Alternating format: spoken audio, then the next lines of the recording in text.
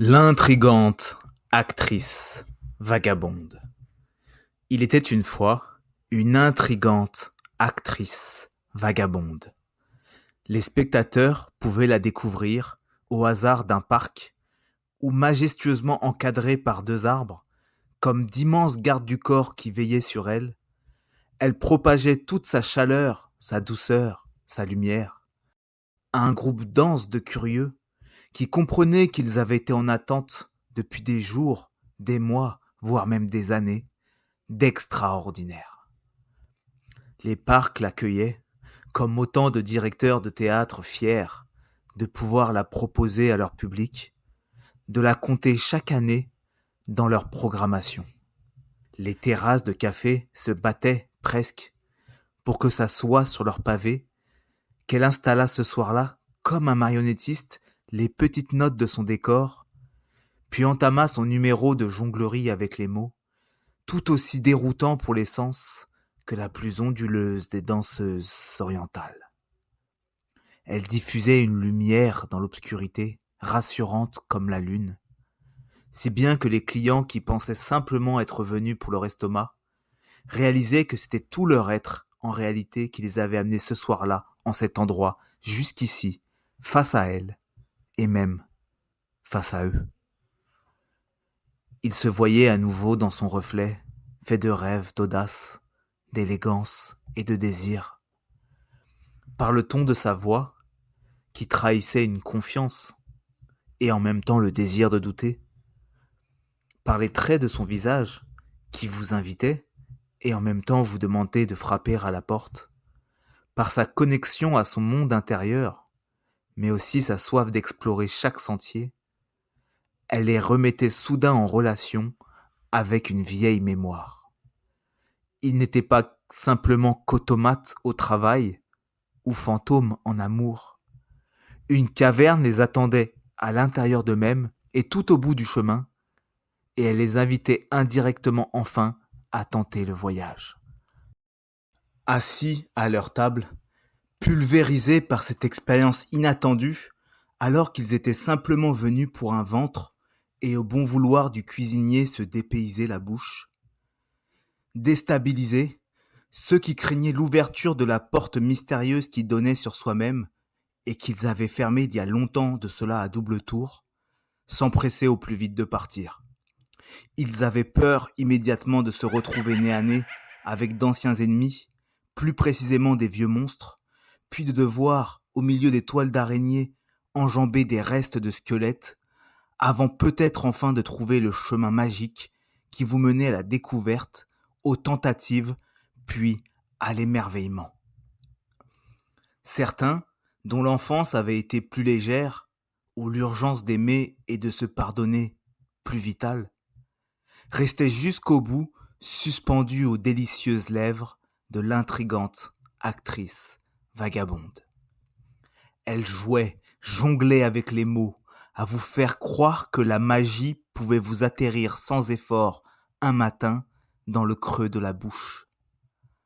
Sur ses lèvres, les spectateurs récoltaient des mots mûrs à souhait, gourmands et juteux, qu'elle avait préparés des mois durant dans l'atmosphère tropicale réconfortante de son corps. En sa présence se prolongeait un interminable été, la sensation qu'était encore venue la saison magique de la moisson et des récoltes. Entre vous et vos rêves, plus aucun obstacle ne subsistait face à vous, autre que les pièges que vos fantasmes insistaient encore et toujours à planter au milieu de votre chemin. L'intrigante actrice vagabonde était une véritable déesse de la fertilité. Le problème se posa quand enfin elle en prit réellement conscience. Soudainement, un jour, elle se rendit compte qu'elle ne s'émerveillait plus devant tous ces gens qui souriaient à l'écouter et à la découvrir jongler avec tant de virtuosité avec les mots. Non, désormais, toute son attention était attirée à comprendre pourquoi certaines personnes passaient, sans ne jamais s'arrêter, ou alors rapidement s'en allaient, sans avoir été totalement bouleversées par son aura, par ses charmes.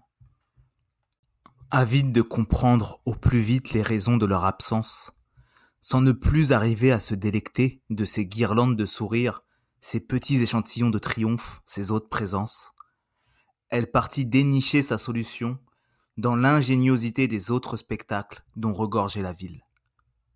Très vite, elle reconnut dans le public de l'un d'eux plusieurs personnes qui avaient nargué son univers pour finalement trouver refuge dans ce monde.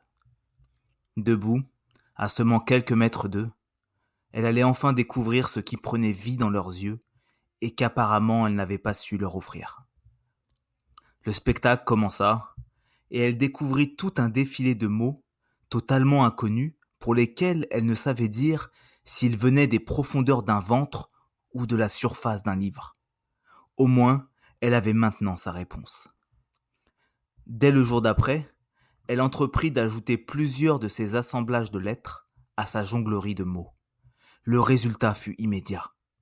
Les gens qui ne s'arrêtaient jamais prenaient maintenant place au milieu du public. Les personnes qui déjà l'écoutaient continuaient à le faire, même si elles pensaient déjà déceler dans leur regard comme une différence d'étincelles dans leurs yeux. Le succès était total. Total à un détail près.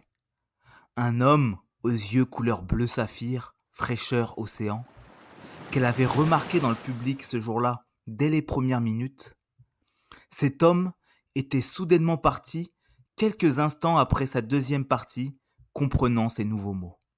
Elle avait continué à jouer, mais cet homme, au visage doux comme un enfant, et en même temps au regard de pirate, s'en était allé, emportant avec lui comme une énigme qu'il a démangé au plus vite d'entendre, pour au plus tôt enfin la résoudre. Le futur de sa vie passait par une rencontre imminente avec lui. Alors, son numéro tout juste terminé, elle courut jusqu'à l'entrée principale du parc et réfléchit dans quelle direction un pirate pouvait-il secrètement avoir l'envie de balader son cœur. Les rues de la vieille ville étaient un terrible labyrinthe. Heureusement, elles donnaient toutes sur l'unique boulevard qui observait la mer. La mer.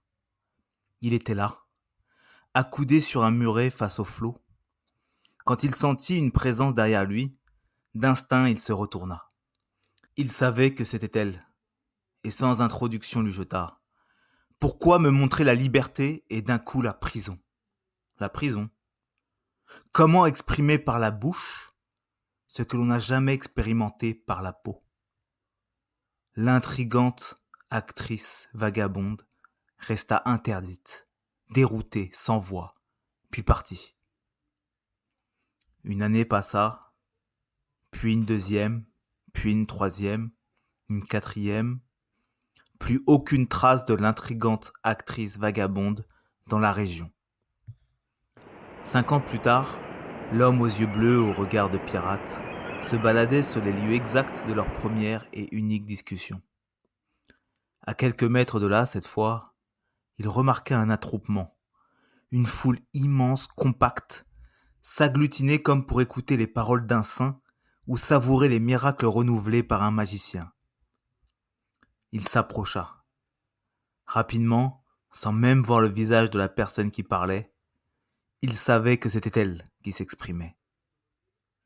Et après avoir passé de longues minutes à l'écouter, il se dit que c'était à nouveau à lui de repartir en voyage.